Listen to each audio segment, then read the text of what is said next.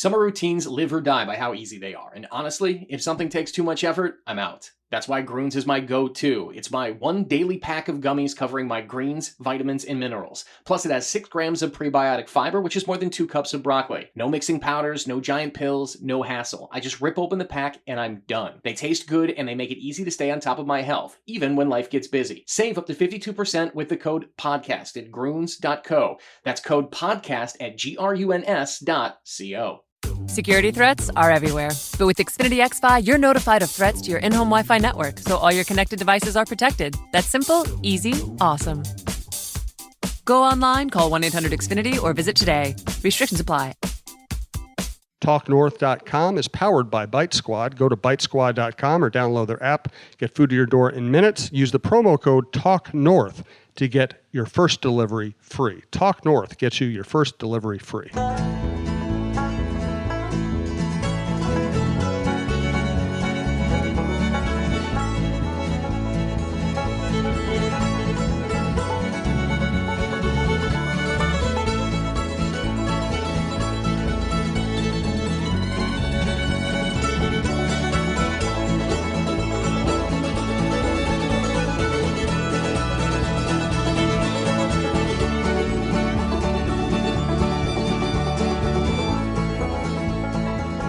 Big crowd here at Dulono's Pizza in downtown Minneapolis for the Russo-Souhan Show. Michael Russo is the star of the show. He is here. He's a little rundown, people. Take it easy on him. He had a tough trip through Canada. He only got to stay in 2 or 3 presidential suites. He has a hard life. I think we should all commiserate with him, and many people who know him are here to commiserate with him. This is part of the TalkNorth.com podcast network. Check out the network. Lots of good shows on all the sports in town, including the Cheryl Reeve Show, Jeff Diamond, all that. We do a couple of live shows a month at Dulono's Pizza, downtown Minneapolis, 118 North 4th Street. They also deliver in a huge portion of the Twin Cities because they also have a shop in Woodbury, 767-9494. Thanks to Twill and the Edina Galleria, Fixologyrepair.com.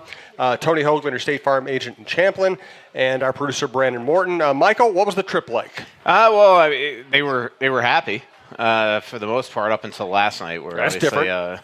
Yeah, it is different. Well, it's funny. I mean, last one of the podcasts that we did previously, and I think I told the story that I was at my cousin's house for Christmas, and we were joking about how during Thanksgiving we were talking about how great the Wild were and one of the best teams in the league, second in the conference, and how they went belly up by Christmas. And I said, so that one of the cousins is getting married in Costa Rica next week. I said, about your wedding, they're going to be back on top of the world. And for the most part, they are. I mean, last night was so predictable. I went to lunch with a couple people, and they and told them to put all their money on the Bruins last night. It was just so obvious. You get in at 3 a.m., you have that hard game the night before.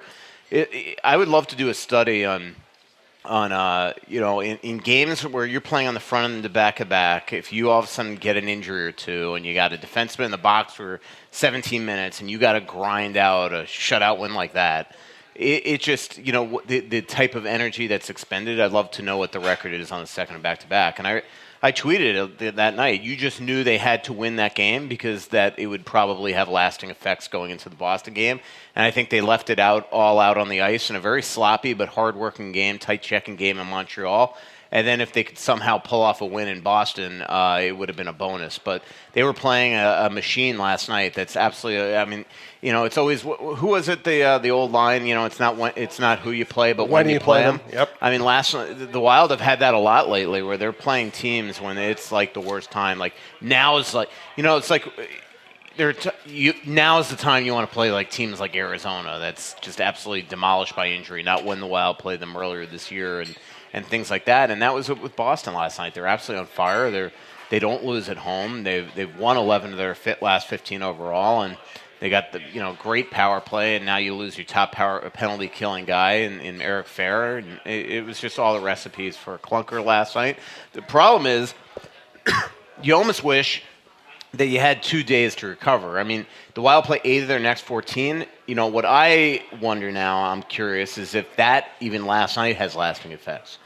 Can they put it all behind them, or is this suddenly a very tired hockey team? Again, they're the oldest team in the league, and I didn't like how they played last night, and you do just have to wonder if they're able to just get all their energy back magically against a team like Winnipeg on Thursday. It's going to be interesting to watch. Absolutely. Again, thanks to our producer, Brandon Morton. If you'd like to advertise with this show or the network, you can reach us at talknorthpodcast@gmail.com. Please download before you listen. It's good for us, good for you as well.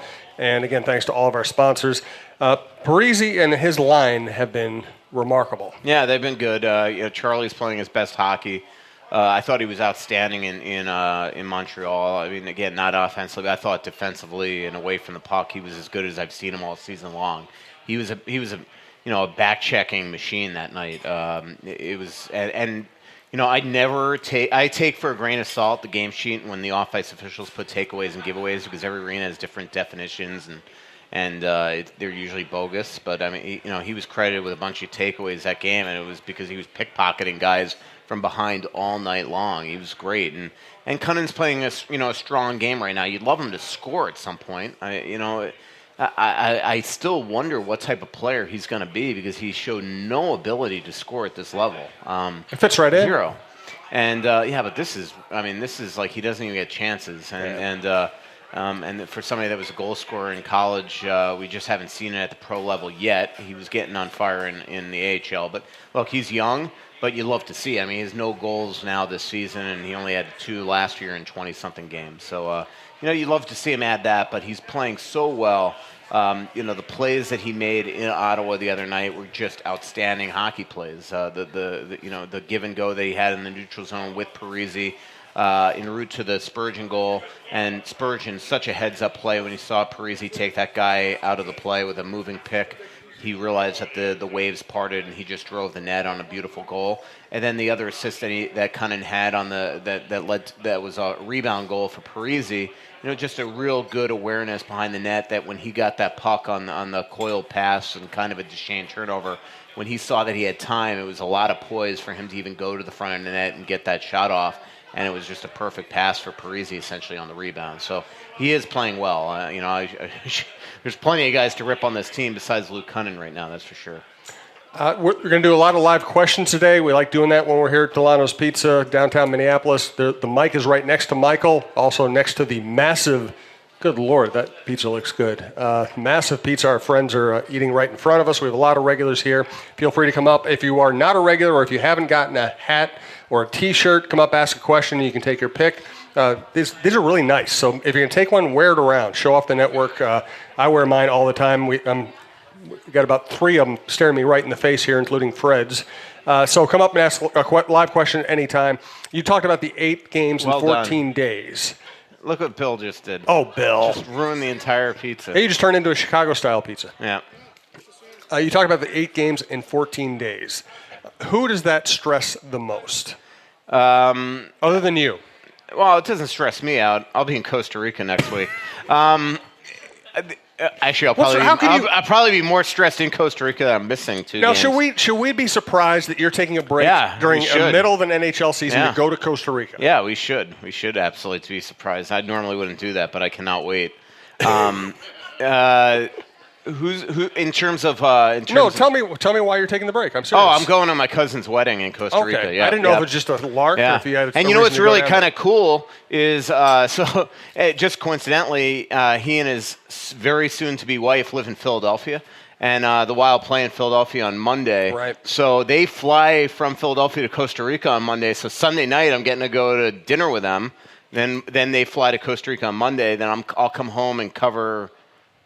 Who the hell do they play Tuesday? Maybe L.A.? I don't even know. And then Wednesday I'll go there. And then Chad Graff will cover the Wild for a couple games for the Athletic. And then, of course, the wedding's on a Saturday night. And I'm like, I think I'll get on that first flight Sunday out of Costa Rica and meet the team in Vegas. So you don't want to miss a Vegas game. Such a hard life. Yeah, such a hard life. So listen to this trip, though, I got going next week. I mean, it's going to be like I'll have pneumonia by the end of this trip. So the Wild... I'm going to Costa Rica. It's on the equator. It's like 90 degrees. Then I go from there to Vegas. Then I have to pick up the Wild. Then we go to Denver. And then I'm staying in Colorado like 2 or 3 extra days to go to Breckenridge. So like the varying temperatures for that trip and the amount I'm going to have to pack, because you have to have 2 things for the wedding, right? You have 2 suits for games. I mean, it's going to be, you need like 3 suitcases. You have the life of a millionaire. Please.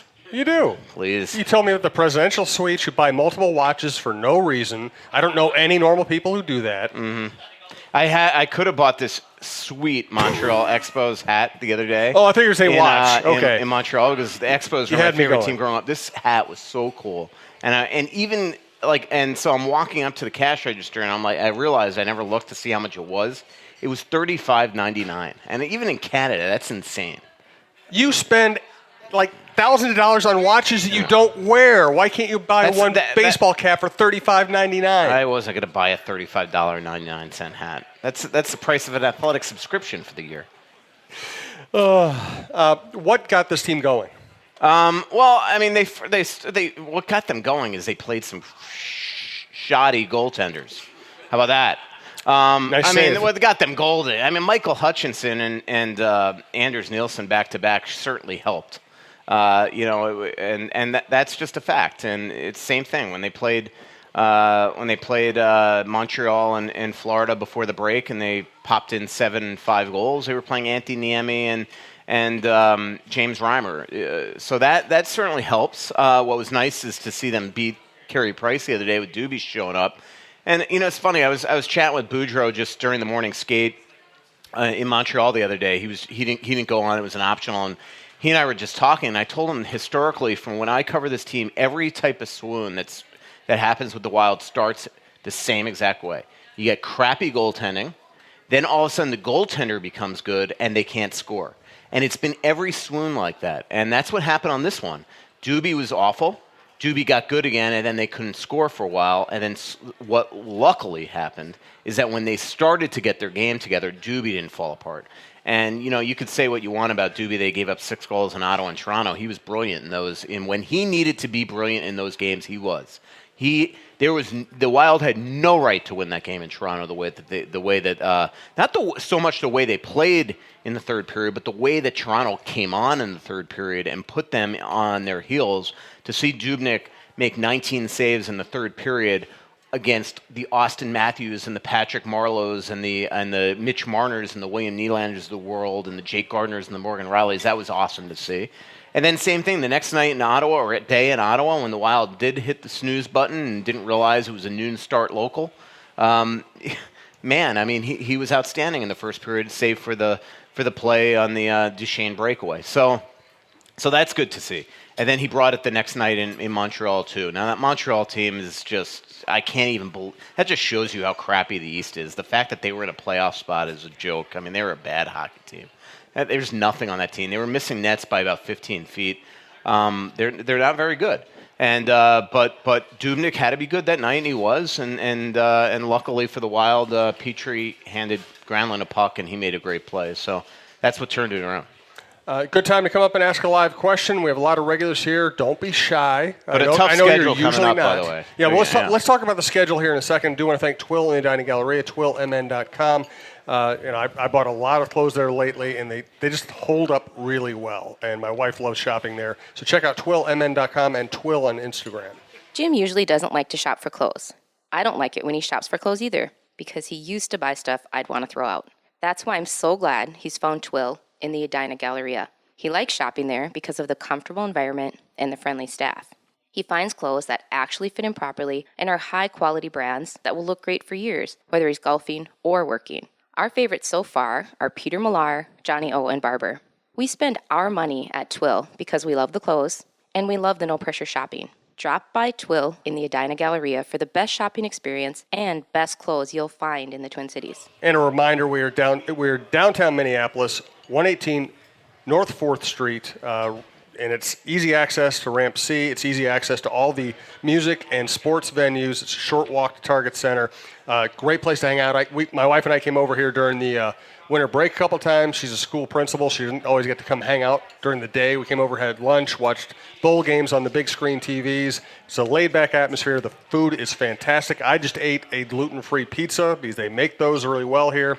Fred and the boys have a huge pizza in front of us. I know the spaghetti goes really well. So check out Delano'sPizza.com. And, Vicki, throw out the first question. All righty. I'm glad you talked about Charlie Coyle. Mm-hmm. She's got her phone. That means Philip Kallenberg has a question for you. That's right. I have Philip's question. Are you ready? Yeah. He sounds enthusiastic about it. Have we ever seen this play quality from Coyle for more than a few games? From what I remember, the last time he was getting close was going into the playoffs where he separated his shoulders. Last year he wasn't himself, etc. Has he been wasted at right wing? Or was he not ready to elevate his game until now? Well, when my kids were in school, you know what my kids would have called this? They would have called it a chapter book. Yeah. Run-on sentence for sure. And is there evidence that there is staying power in his game, or will he just turn around and disappoint us like he always does? Yeah, well, I mean, I think everything in those questions is pretty much the answer. I mean, and I don't mean that as disrespect. I mean, I'm definitely not willing to go out on a limb and say he's suddenly a stud. I mean, we have seen this before, and we have seen it much, much, much more recently than the 2013 playoffs. I mean, I have more stories that I've written on Coyle over the years have been why I've got to show more consistency and be this player because he's done this 10 different times. He's a tease. He's always been a tease. So now can he continue?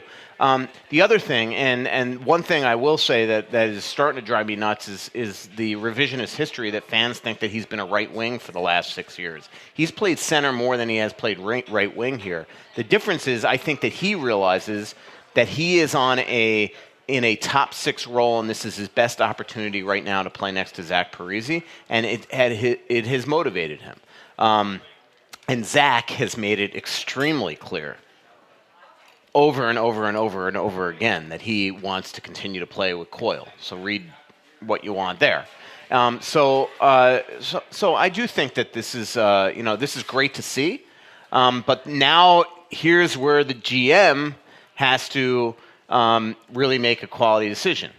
Do you get lured into this tease and say, oh my God, we can't trade this guy because we need him, that we can't live without this type of player? Or do you move him now while everybody else is seeing that this is the type of player that he is? The scary thing is that if you move him and you don't get players that can make an impact now, well, the Wild right now are in dire strait if they don't have his speed up the middle. Because Eric Stahl's playing the worst he's played in Minnesota, and Mikko Koivu has been, I don't know what the heck that was. But Mikko Koivu, we have sound effects now, like the radio? No, preemptively bleeping you out. That's all. Did I say something? No, but we expected you to. Oh, okay. So what was going on? But Mikko, it's funny. I thought he was outstanding in Toronto. I thought he was awful in Ottawa. Didn't think he was very good last night. Montreal, not very good either. So Mikko's kind of in that back, looking tired, 34 years old stage. So if all of a sudden you don't have Coyle on this team, well, who are you going to rely on? And don't say Eriksson Ek. So I agree. Yeah. I know he wants to stay up now that he's back, huh? Yeah, he does. I mean, who wouldn't? I mean, he wants his full salary, not his $67,500 salary. For sure. Yep. I just found out Bert and Julie are going to Germany with us. Nice. Yeah, That's you didn't know that? exciting. No, I didn't. Yeah. I'm excited. Yeah.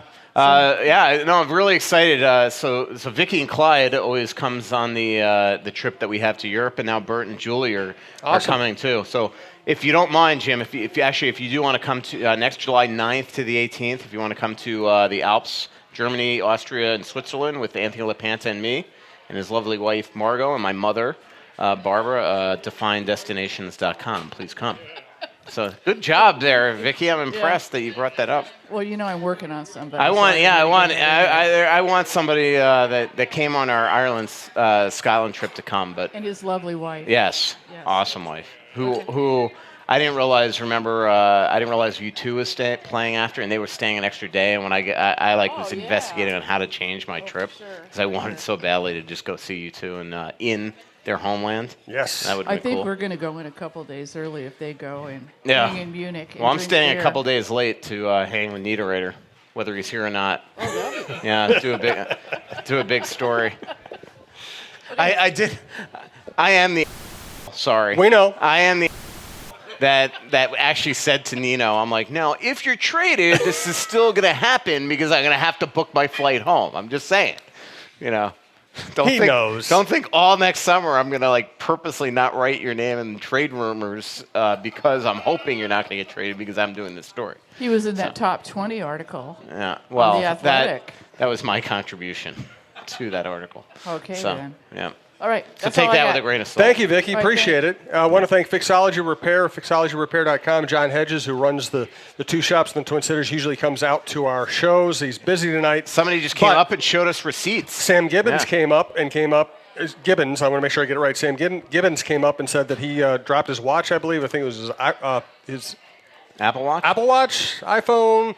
He dropped something, and he took it into Fixology Repair. He said they had it fixed and ready to go in 30 minutes. I just had 2 tablets fixed at the at the Mall of America location, and they transferred them to the downtown location. They have a location, 3rd floor of the Mall of America by Nordstrom's, downtown, not far from here in the Skyway, just south of the Wells Fargo Center. And they work fast, and they do really good work. And John has been a great friend of the program and friend of ours for a long time. So check out fixologyrepair.com. There are some things in life that you just can't live without. Now, whether it's a special piece of jewelry, a watch, or even your smartphone, you want it in working condition. At Fixology Repair, we are committed to restoring your pieces so that everything works or fits the way it ought to. Watch servicing, chain repair, and broken screen replacements are just a few of the services that we offer at our 2 locations, Mall of America and the Skyway in downtown Minneapolis. Please visit us at fixologyrepair.com or at FixologyMN on Twitter to learn more. Mention this ad and get a 10% discount on our services. And one other note, Yep. I'm gonna put most of my if you follow me on Twitter or you follow Michael on Twitter, please follow Talk North Pod on Twitter. We're gonna put our show dates, special deals from our sponsors, everything like that on that, and you'll also be able to access the shows that way. Follow us on Talk North Pod. I would appreciate it. And, of course, follow Michael. And our next show is going to be 6 p.m. here at Dulono's Pizza, downtown Minneapolis, January 28th. 6 p.m., January 28th at Dulono's Pizza. Yes, sir. So, Ben. Mike. Yeah. Oh, thanks for having me on again. Put your Paul Fenton thinking cap on for a second. The most likely between, by the February 28th deadline, the Wild will be, let's say, 7 through 10, most likely. Right. In that range. What do you think, and best educated guess is to what's going to happen at the trade deadline for the Wild? Do you think they buy? Do you think they're going to be buyers? Do you think Paul Fenton will still be motivated and determined to sell, or will I don't he think he's stand going to pat? be motivated. I mean, I don't know. I think he's going to want to probably, if they're in a chance to make a push for a playoff spot and to get better for a potential run, I think he would buy. Now, what that entails, what type of pieces he's willing to give up, I don't know. I mean, it's a tough call right now the way they are. But right now, you look at the position that they've put themselves in, they're actually in a much better. First of all, Anaheim stinks. I just cannot even believe that they're above them. I agree, by the way. Yeah, I mean, they're awful. And, I mean, they'll get a freebie win in a couple days against Ottawa, maybe even tonight. I can't if they play Ottawa tonight. But then their schedule coming up is hellacious, and they've lost 8 in a row, and if you remember, I mean, it is talk about the Wild again making me look stupid. But I remember the gamer that I wrote in Anaheim, how Jack Hughes is gonna love that place. Then the Wild went, and they went, and I was just waiting for Bob Murray's email or text message like, "How about that, you?" So that's 3. So.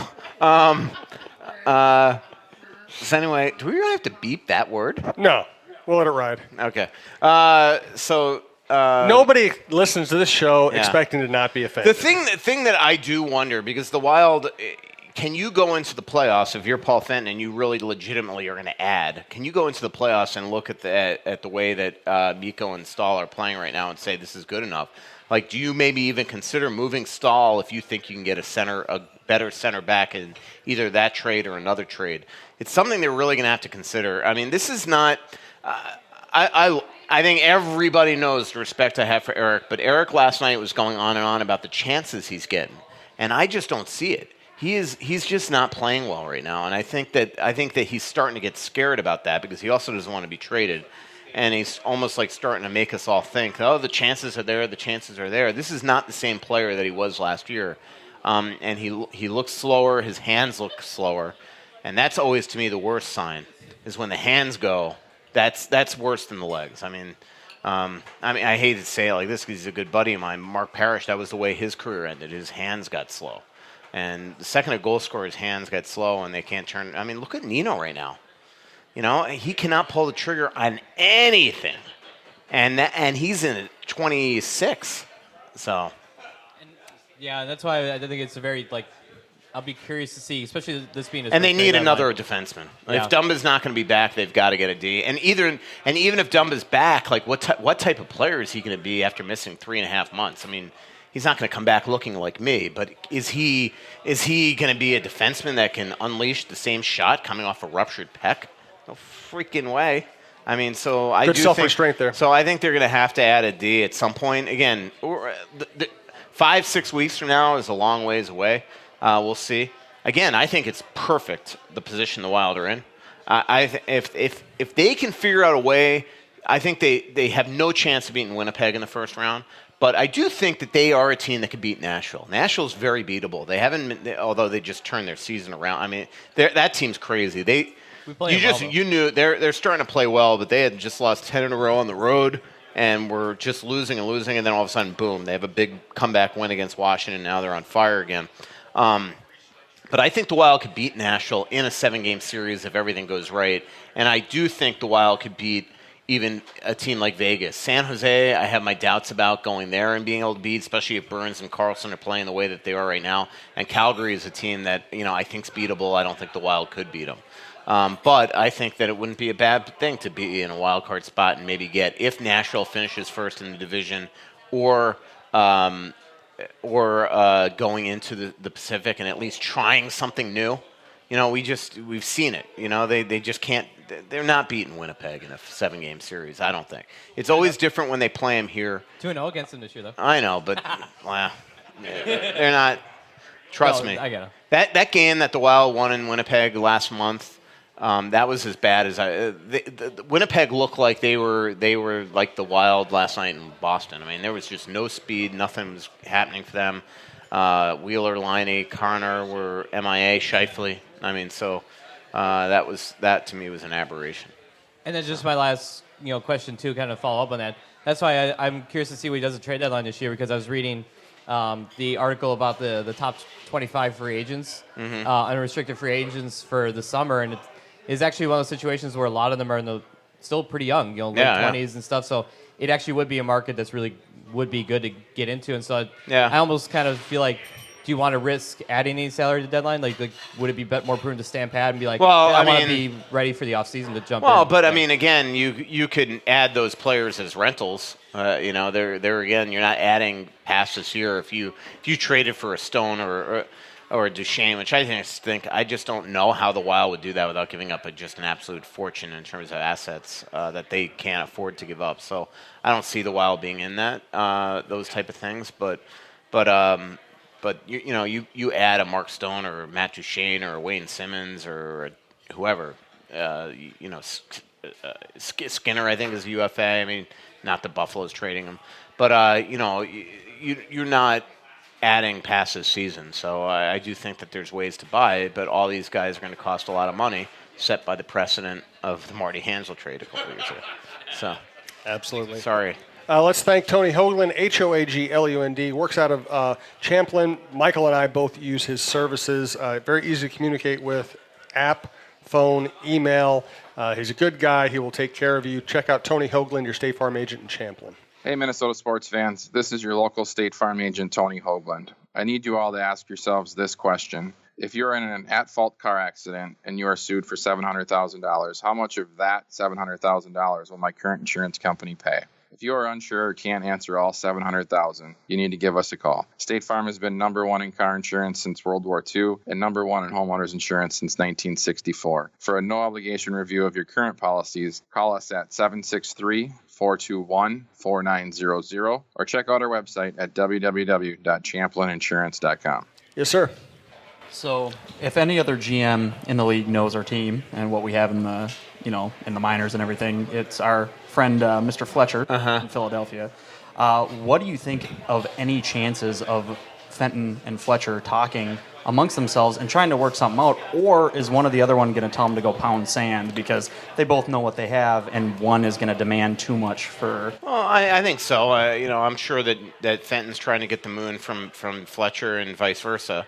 If I'm Fletcher, I probably look at the Wild and I don't want that to be my first trade. And also, if I'm Fletcher, I look at the Wild.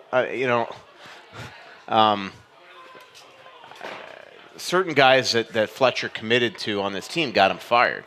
And I mean, it's that simple. So do you really want as your first move to be grabbing guys like Jason Zucker, who I think the Wild would move right now if they could, or Niederreiter or Charlie Coyle?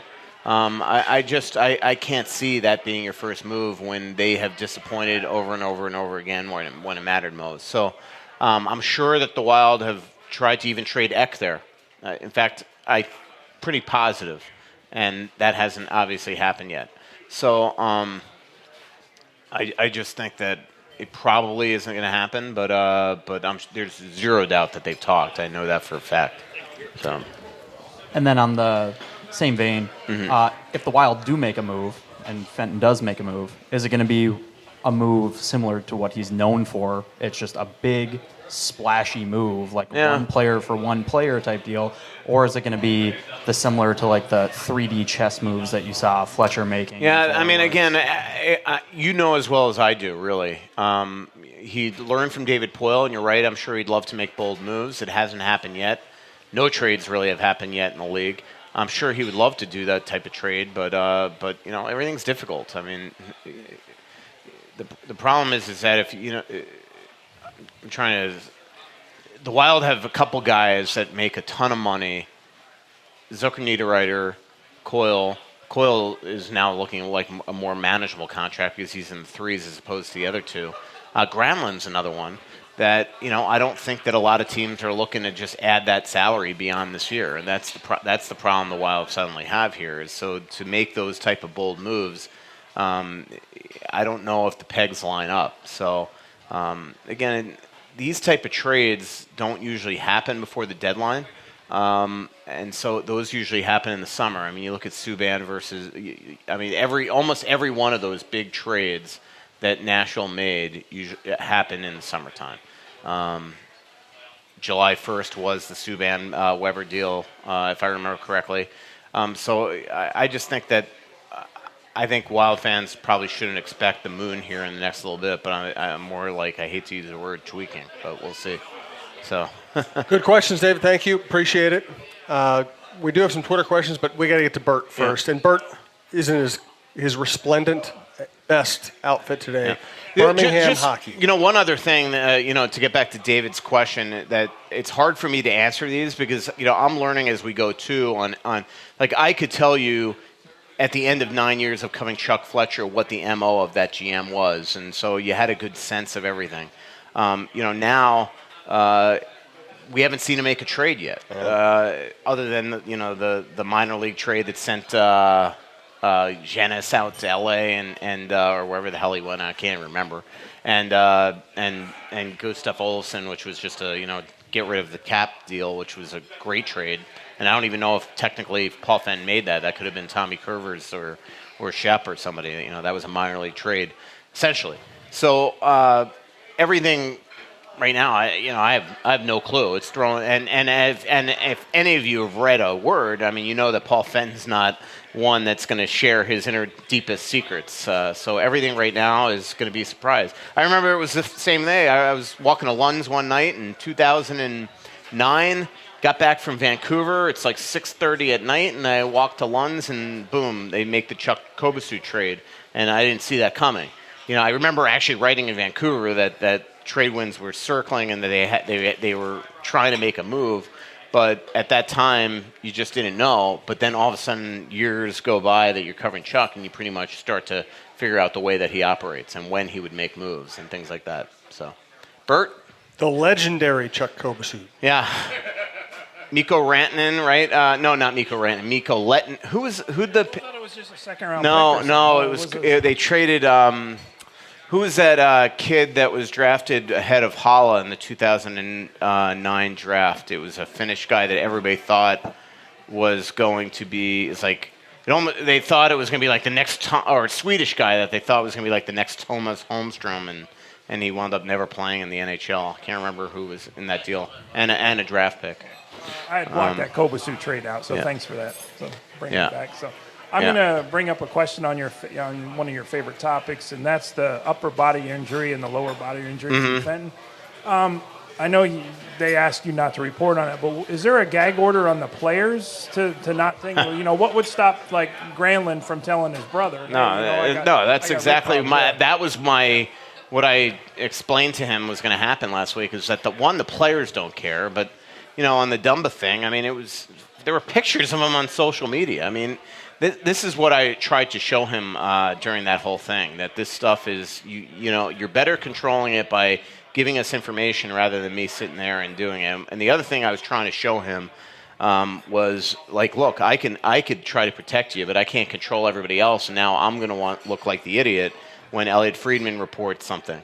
And so, it was a lot of convincing that this is one, we don't work for the team, but two, we could work together on certain things. If a guy is like, who was it the other day? Sealer. I'm well aware of what his injury was, but I knew he was coming back in any minute. But you can't have a guy out for 4 months and not report what the injury is. So, it finally got to the point where I let him know that, look, I'm going to report that he's got a torn pec, and so you could do it or I could do it, and we finally. And there were a lot of people inside the organization that was on our side for this one, and I think that it was finally convinced to him, especially after the surgery, that if you just come out and say, look, he's got a ruptured pec, he's not coming back anytime soon, you end the story right there. We're not going to ask for 4 months, how's Dumba. So, but, it's like, look, with Dumbs, I mean, this is the second time that the Wild tried to protect an injury of him, and what was the one 3 or 4 years ago when he had the broken hand or the broken fingers, and there he was on social media trying to hide his thing. I mean, there's no way to stop this stuff from getting out. Everybody knows. The other thing with the Dumba thing is he's got agents.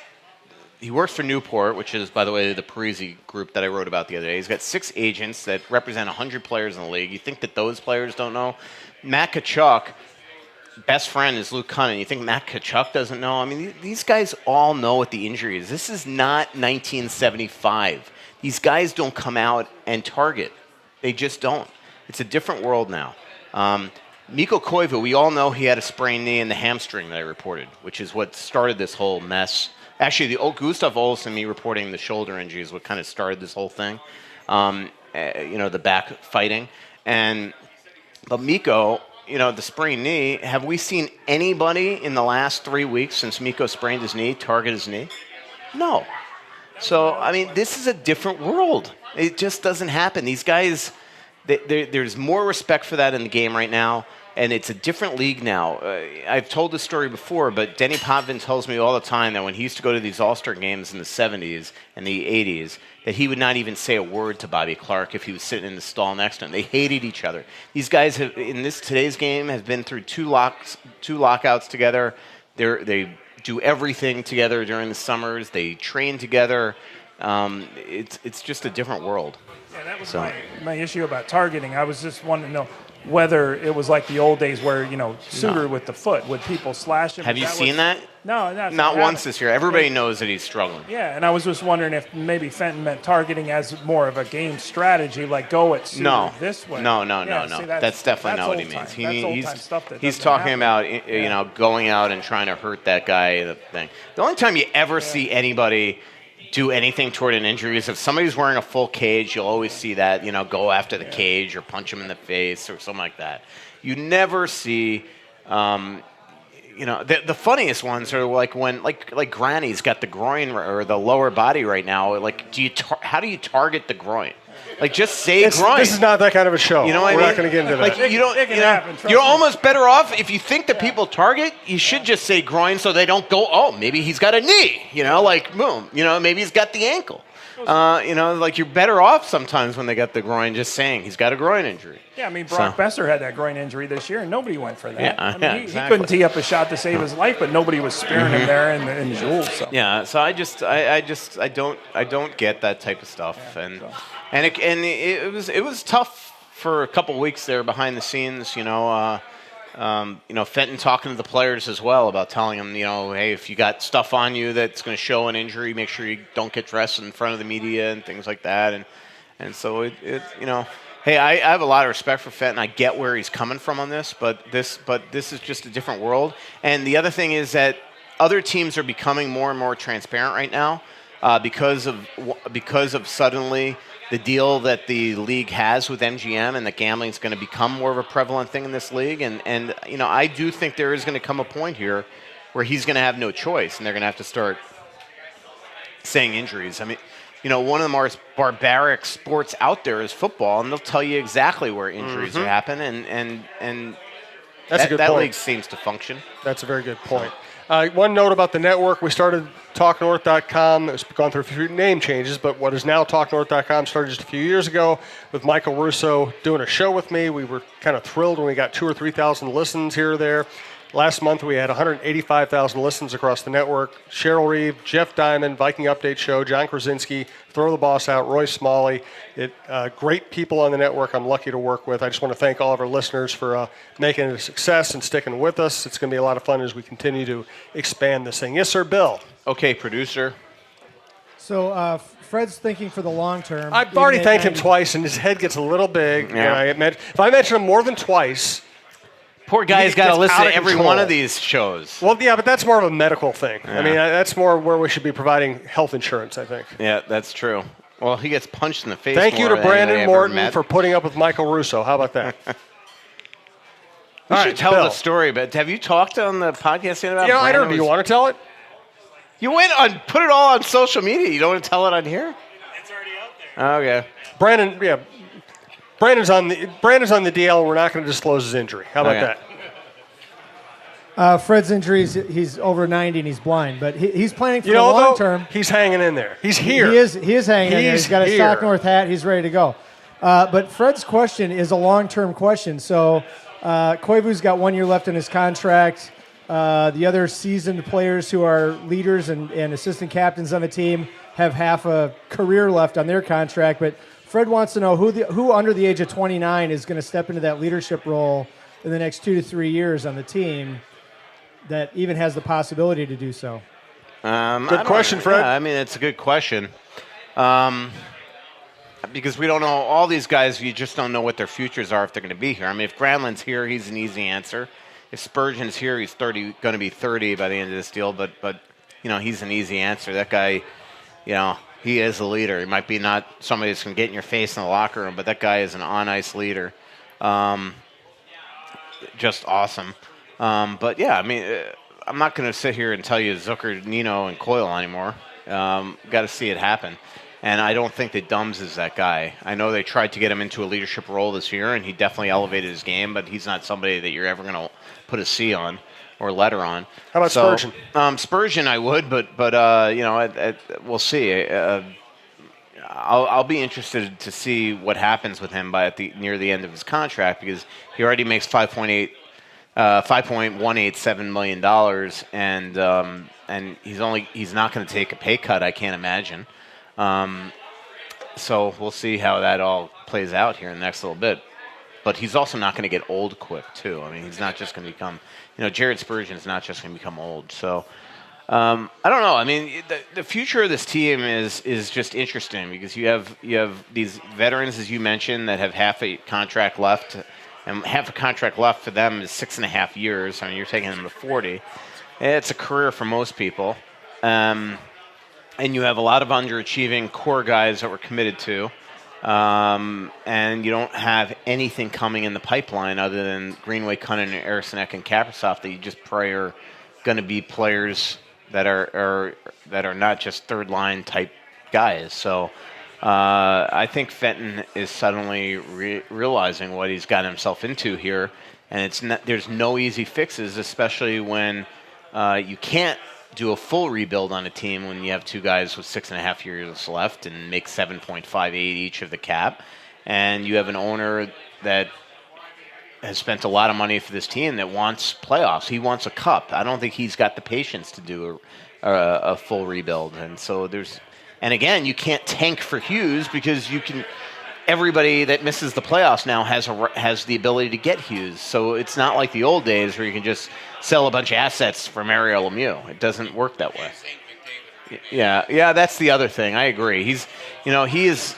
Yeah, exactly. Ken? Okay, so Counselor? So first, my editorial comment, which Yeah. is it drives me crazy when I see people say, blow up the team and we'll rebuild. As if picking 6th, 7th, 8th, or 9th, you're going to get Connor McDavid and Austin Matthews. Yeah. You're going to get Mikko Koivu in his prime. Yeah. Plus, does everybody want to go through the pain that the Oilers did to become? I mean, the Oilers still and by suck. the way, they may not even make the Oilers the are playoffs still. this year. The Oilers are terrible right now. That's right. They just got. I mean, look at the trip that they just had. I mean, they are an awful hockey team. How many one So, or yeah, two round picks did they get? Okay, Oh, but my so God. now my question. Number one, what in the heck is going on with Zucker? Has he lost a half step? Number two, is Heck ever going to be worth anything? For a team that's playing well, this is becoming this show's When taking Michael a turn for the Russo worse. thinks you're negative. No, I mean, what's going on with Zucker? I don't know, but he's just not good right now. Brutal right now, and we have a story coming out on him tomorrow from one of our analytics guys. And Eck, I just think this is who he is. I mean, look, I don't see him turning into a scorer, and so that means that they drafted a third-round center, maybe in the first round, like usual. You know, in the string of a Colton Gillies organization and a James Shepard organization, and you know, this is what they do. It's aggravating. But the Zucker thing is major problem right now. I mean, he's lost his confidence. Thing is that he has the ability to turn it around. You know, one reason why I predicted him on Twitter last night to break out is I figured that last night would have had to be the game for him to break out for the Wild to have any shot. So I went out on a limb there, and obviously I freaking look like an idiot. So, per usual. So, he's got to play better. But we have seen, I mean, wasn't it just last year? Didn't he score like 6 straight Wild goals at one point early in the season? I mean, he's got that ability to light it up, but he has lost his confidence right now, and he's not playing well, and I can promise you his days are numbered on the power play.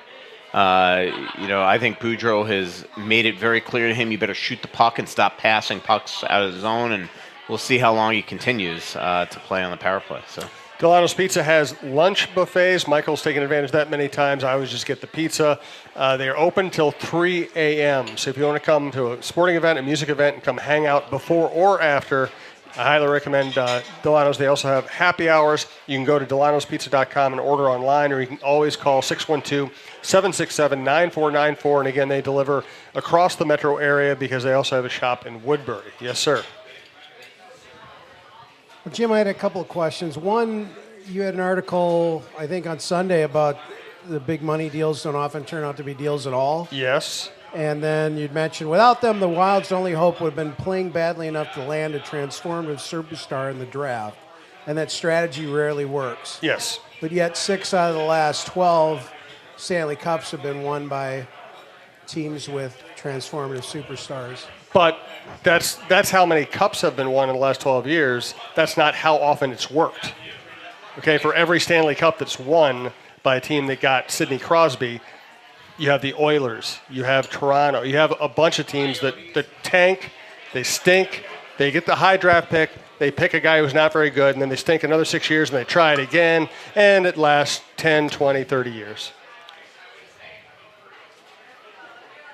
But yet you guys have talked about that repeatedly on the podcast here about should we tank? Well, I don't know that we've ever said they should tank. We've all said we've always said the way I've always put it is the whole first 20 episodes of the Russo-Souhan Show was saying tank for McDavid. I blocked that out of my consciousness. Yeah. But those were McDavid. Like, we were smart on that one.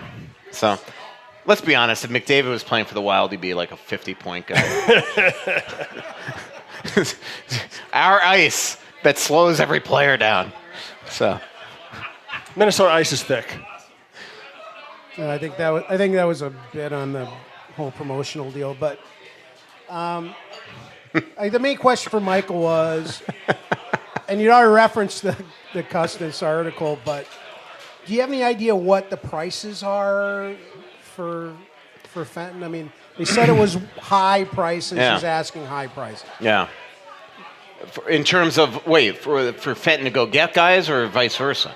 I mean, Mark Stone and Matt Duchene are not going to come here or you're not getting them for, a fifth-round pick. Let's put it that way. And I don't know if the Wild are going to, those guys could be pure rentals. And Mark Stone's going to be an $8 million hockey player next year. So if you trade for him now, you better. If you give up major players off your team, I just don't see how. I don't see where it lines up. I mean, I bet you his head is spinning trying to figure out how to proceed here, because this is also what the fear of the Wild here is that they're going to tease you right now and make you think that maybe this team's better than it is. And frankly, even though they play 8 of their next 14, they play some lousy teams coming up, and they play the Flyers.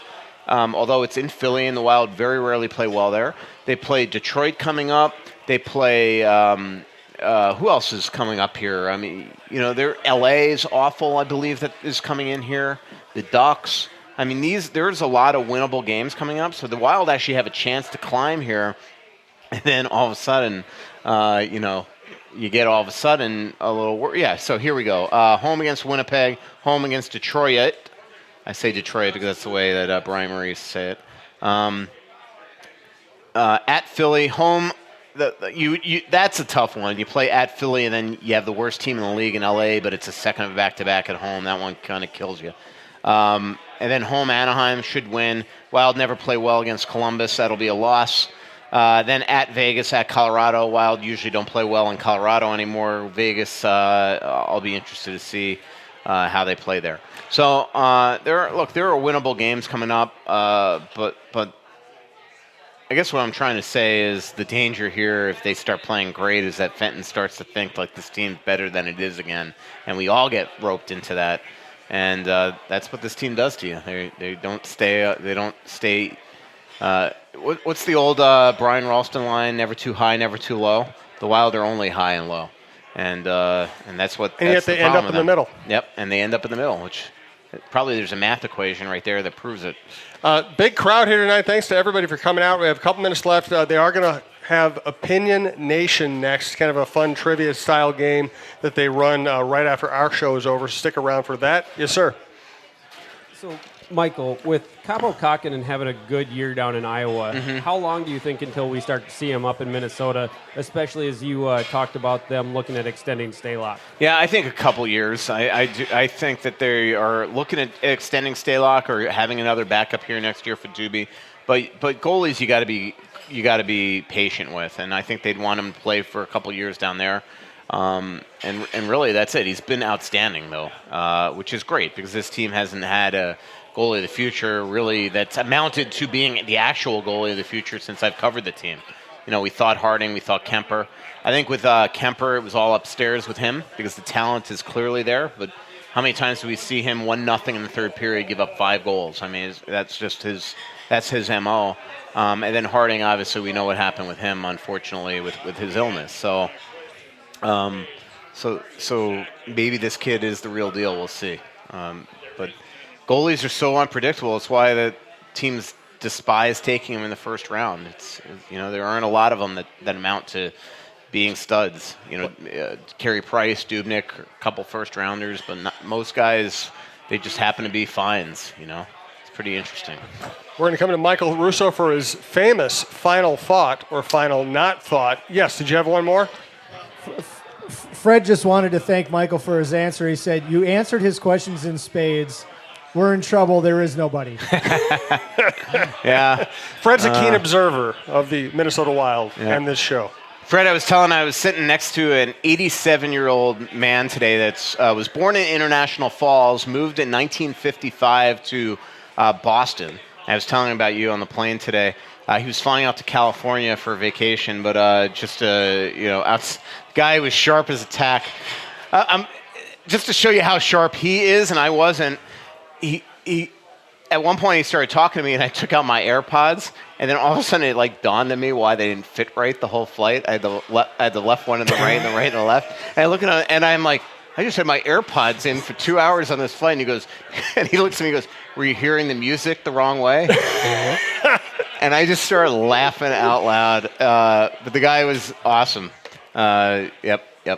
John Petridge was his name. Showed me Cool. pictures of his dogs. He just lost his wife 2 years ago. And he must have been one heck of an athlete. Firstly, he's like, it's got to be 6'6", maybe 87. And played basketball with all these. He's naming all these people that he played basketball with that I'd never heard of. And then he starts telling me about all these in international falls in high school. He broke all these like state records for shot put and discus and all this stuff. And I'm like, geez, should have done a story on him actually. So. Fred, we appreciate you making it out here. It's not easy for anybody to fight through this traffic, and you brought your whole crew and came out. We really do appreciate it. I saw you driving down the street. He could do better than most. I was. That I see in rush hour traffic around here. I was. Same thing. The other night, I got to meet Bruce Boudreau's mom. Yeah, that was a great story. A couple days in a row, and she is hilarious. She is the female Bruce Boudreau. Huh? Fred's single. Yeah. Fred's single. Maybe we have a match. She's just cool. She comes into the Ritz-Carlton in the lobby, and I had met her there because I'd done all the interviews and all that stuff and pretty much wrote the story, but I wanted to get a picture of the two of them for the lead art of the article. And she looks at me and she goes, "What kind of mood is Bruce in?" I'm like, "Actually, he's in a pretty crappy mood." So then all of a sudden he comes down and asks him the same question. And it was just hilarious. And then she's like, "Are you guys going to win tomorrow? This team's..." And it was pretty funny. So that was a fun story. It's just to show you this road trip, how crazy it was. Like, I didn't have one dinner with LaPanta on this whole trip. Congratulations. And it was a 7-day trip, cheapest trip that the Athletic's been on because you I go didn't buy a new car with them. the money you saved, not going to dinner with LaPanta. But I did those oral histories, and those things, it's funny, those oral histories, the first time I've ever done them, you think they'd be easy because they're essentially all quotes. They are I'm not kidding you. Editing takes longer than writing. Oh my God! For the fire one took me 10 hours to write, and the at least 10 hours, and the what was the other one I did? I don't even remember. Oh, the Parisi Suter one took me 14 hours. 14 hours to write that thing. It was aggravating. Like, just trying to. I can't even, because it's editing, it's trying to make it flow, it's trying to make it a quick read, it's trying to cut quotes that are redundant, because a lot of people that you'll interview about the same thing and they say the same thing. But man, those things are hard to write. So, no question about it. So Michael's last thought coming up. Again, great crowd tonight. Thank you all for showing up. We really appreciate it. Thanks for patronizing Dulono's and supporting the network. Thanks to Twill and the Edina Galleria. Check them out. Scott Dayton does really good work and has great brands. Fixologyrepair.com, our friend John Hedges. Tony Hoaglund, your State Farm agent in Champlin. Michael, do you have anything left at this point? Yeah. Let me also say thanks for all the Twitter questions. We had so many live questions. We didn't get to them, but we do appreciate them. When we do the studio show, we'll catch up on Twitter questions. It gives more incentives for people to come down here. Exactly. My mother's having shoulder surgery tomorrow, so keep my mom in her thoughts. As you know, with shoulder surgery, a lot of times the recovery is worse. So keep my mother in her thoughts, and my brother and my sister-in-law in your thoughts, because I live in Minnesota and they live 2 miles from her. So, which I do feel guilty about. So anyway, good luck, Barbara. Enjoy. Good luck, Barbara. And thanks for everybody. Give Michael a hand, please. We'll see you January 28th. Pretty little city built on a hillside. Music in the bars and fire in the sky. We went to the beach and it was covered in ice. And I used to call it home. So much coming out, there's nothing going in. I know that you feel like you're never gonna win. Oh, but the world won't forgive a winner. Security threats are everywhere. But with Xfinity XFi, you're notified of threats to your in-home Wi-Fi network, so all your connected devices are protected. That's simple, easy, awesome. Switch to Xfinity today and get a great offer. You'll get fast speeds and the best in-home Wi-Fi experience with Xfinity XFi. Plus, ask about enhanced security for safer browsing and more. Go to Xfinity.com, call 1-800-XFINITY, or visit an Xfinity store to switch today. Restrictions apply.